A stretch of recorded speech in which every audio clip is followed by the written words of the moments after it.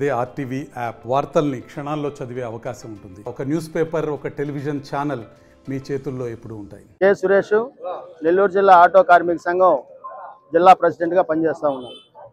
Comrades, ఈరోజు కూటమి ప్రభుత్వం అధికారంలోకి వచ్చిన తర్వాత సూపర్ 6 పథకాల్లో భాగంగా మహిళలకి ఉచిత బస్సు ప్రయాణ సౌకర్యం కల్పిస్తూ ఉంది. ఈ యొక్క ఉచిత బస్సు ప్రయాణ సౌకర్యానికి ఆటో కార్మికులు కానీ ఆటో కార్మిక సంఘాలు కానీ వ్యతిరేకం కాదు. అయితే ఆటో కార్మికులు ఎదుర్కొంటున్నటువంటి అనేక సమస్యలు, మొదటగా ఆటో కార్మికులపై ఆర్థిక భారాలు మోపేటటువంటి జీవో నెంబర్ 21ను రద్దు చేయాలని, అట్లాగే సెన్సార్ ట్రాకింగ్ సిస్టమ్, గతంలో ఆర్టీఏ అధికారులే ప్రతి ఒక్క వాహనానికి ఫిట్నెస్ సర్టిఫికేట్లు ఇచ్చేటటువంటి పరిస్థితి ఉంది. ఈరోజు ఫిట్నెస్ సర్టిఫికేట్లని ప్రైవేట్ ఏజెన్సీలకు ఇచ్చి వాటి ద్వారా ఆటోలకు కానీ అన్ని రకాల వాహనాలకు కానీ ఎఫ్సీలు చేసేటటువంటి పరిస్థితి రాష్ట్ర ప్రభుత్వం చేస్తూ ఉంది.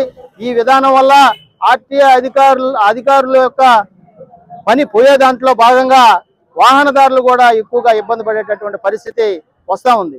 అందుకని రాష్ట్ర ప్రభుత్వం ఆటో కార్మికులు ఎదుర్కొంటున్నటువంటి అన్ని సమస్యలు కూడా పరిష్కారం చేయాలని, అట్లాగే ప్రభుత్వం ప్రకటించినటువంటి సూపర్ 6 పథకాలు కూడా అమలు చేయాలని, ఈ యొక్క ఉచిత బస్సు ప్రయాణం వల్ల నష్టపోతున్నటువంటి ఆటో కార్మికులందరికీ కూడా లైసెన్స్ కలిగినటువంటి ప్రతి ఆటో కార్మికుడికి సంవత్సరానికి 25,000 రూపాయలు రాష్ట్ర ప్రభుత్వం ఇవ్వాలనేటటువంటి డిమాండ్స్తో రాష్ట్ర వ్యాప్తంగా ఆందోళన కార్యక్రమాలు నిర్వహిస్తూ ఉన్నారు.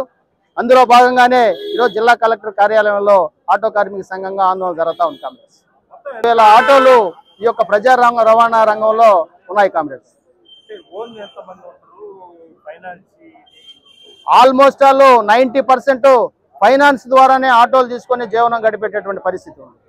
ఒకవేళ బస్సులు ఇచ్చేస్తే మీ జీవనోపాధి ఇచ్చేస్తే ఎలా ఉంటుంది పరిస్థితి? బస్సు ఉచిత బస్సు ప్రయాణం వల్ల ఆటో కార్మికులకి నష్టమైతే ఖచ్చితంగా జరుగుతుంది.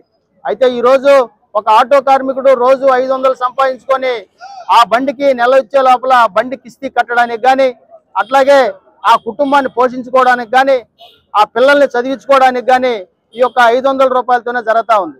ఈ యొక్క ఉచిత బస్సు ప్రయాణం వచ్చిన దానివల్ల కొంతవరకు మేము సంపాదించేటటువంటి ఆదాయంలో కొంతవరకు తగ్గేటటువంటి పరిస్థితి ఉంది. గత ప్రభుత్వం 10,000 రూపాయలు ఇచ్చి ఆటో కార్మికుల్ని ఆదుకుంది. అట్లా కాకుండా ఇప్పుడు ఈ యొక్క కూటమి ప్రభుత్వం కనీసం ఆటో లైసెన్స్ కలిగినటువంటి ఆటో కార్మికులందరికీ కూడా సంవత్సరానికి 25,000 రూపాయలు ఇవ్వాలని చెప్పి ఆటో కార్మిక సంఘంగా డిమాండ్ చేస్తాం. ఎలా ఉండబోతుంది? సరే, వెళ్ళిపోదాం. లేట్ మహిళలకు ఫ్రీ బస్ అన్నారు, కానీ జిల్లాలోనే కాదు రాష్ట్ర వ్యాప్తంగా ఉన్నటువంటి ఆటో కార్మిక సోదరులు డిగ్రీలు బీటెక్లు చదివి నిరుద్యోగ సమస్యతో అల్లాడిపోతూ వాళ్ళ కుటుంబాన్ని, వాళ్ళ తల్లిదండ్రుల్ని, వాళ్ళ బిడ్డల్ని పోషించుకునేందుకు ఆటో కార్మికుడిగా ఈరోజు రోడ్డు మీదకి వచ్చి రోడ్డు మీద నడుస్తూ ఉంటే, ఈరోజు తక్షణమే వెంటనే ఓట్ల కోసంగా, ఓట్ల లబ్ధి కోసంగా నువ్వు మహిళలకు ఉచిత బస్సు అని చెప్పి పెట్టావు. కానీ ఈరోజు ఆ కారణం చేత రోడ్డు మీద డిగ్రీలు చదువుకొని నిరుద్యోగులుగా ఉన్నటువంటి అనేక మంది ఆటో కార్మికులు వీధులు పాలయ్యే పరిస్థితి ఉంది. ఓట్ల కోసంగా నువ్వు ఆ నిర్ణయం తీసుకున్నావు. మరి నిరుద్యోగ సమస్యతో రోడ్డు మీద అల్లాడవలసినటువంటి మాలాంటి యువకులకి ఏం సమాధానం చెప్పాలని చెప్పి ప్రభుత్వాన్ని ఈరోజు మేము నిలదీస్తున్నాం. మిత్రులారా, ఇప్పుడు ఫైనాన్షియల్ అయితే తెస్తారు, ఒక పక్క ఫైనాన్స్ కట్టుకోవాలి, ఒక పక్క స్కూల్ ఫీజులకు ఇప్పుడు చాలా కష్టపడుతున్నారు. ఇంకా ఈ ఉచిత బస్సులు వస్తే మీ పరిస్థితి ఎలా ఉండబోతుంది?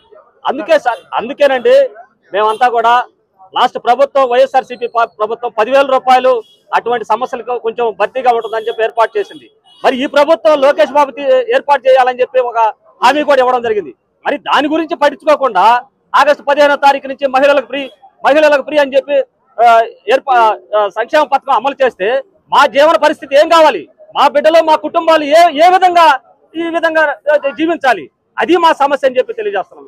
ఒక డిగ్రీలు చదివి నిరుద్యోగులు ఉండే వాళ్ళు ఇది చేస్తున్నారు, ఒక పక్క పోలీస్ కేసులు రాస్తున్నారు, మీరు అద్దెలు కూడా చెల్లించుకోలేని పరిస్థితుల్లో ఉన్నారు. అయితే ఇప్పుడు మళ్ళీ ఉచిత బస్సు వస్తే మీ పరిస్థితి ఎలా ఉండదు?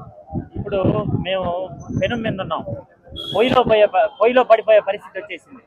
ఎందుకంటే ఇప్పటి వరకు ఉన్నటువంటి నగరంలో అనేక ఇబ్బందులు పడుతూ ఆటో కార్మికులు వాళ్ళ కుటుంబాలని పిల్లల్ని చదివించుకోలేక నానా తంటాలు పడతా ఉంటే ఈరోజు ఉచిత బస్సు రూపంలో ఆటో కార్మికులు నడ్డి విరిచే విధంగా ఈరోజు ట్రాన్స్పోర్ట్ రంగంలో ఒక కొత్త పరిణామం రాబోతా ఉంది. మహిళలకు ఉచిత బస్సు.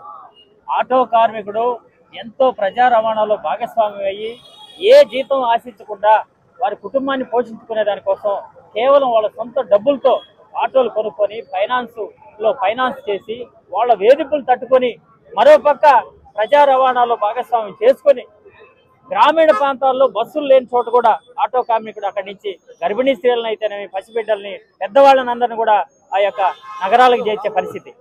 అలాంటప్పుడు ఈ యొక్క మహిళా ఉచిత బస్సు వల్ల ఈరోజు ఆటో పరిస్థితి ఏమైపోతాడు అనేది చాలా బాధగా ఉంది. మా పరిస్థితి కుటుంబాలను తలుచుకుంటే చాలా బాధగా ఉంది. ఇంటి అద్దెలు కట్టుకోలేకుండా నెల వచ్చేసరికి కరెంటు బిల్లు విపరీతంగా పెరిగిపోయినాయి. అదేవిధంగా కాలేజీ స్కూల్ ఫీజులు పిల్లల్ని చదివించుకోవాలంటే ఆకాశాన్ని అంటే ఈరోజు ఆటో కార్మికుడు ధైర్య స్థితిలోకి వెళ్ళిపోయాడు. అదే మా బాధ అంతా అని చెప్పేసి ఈరోజు ఇంతమంది కలెక్టర్ ఆఫీస్ దగ్గరకు వచ్చి కలెక్టర్ గారికి అర్జీ ఇచ్చే కార్యక్రమం, అదేవిధంగా రాష్ట్ర ప్రభుత్వానికి మా నిరసన తెలియజేసేదానికి ఇంతమంది ఆటో కార్మికులు వచ్చారు.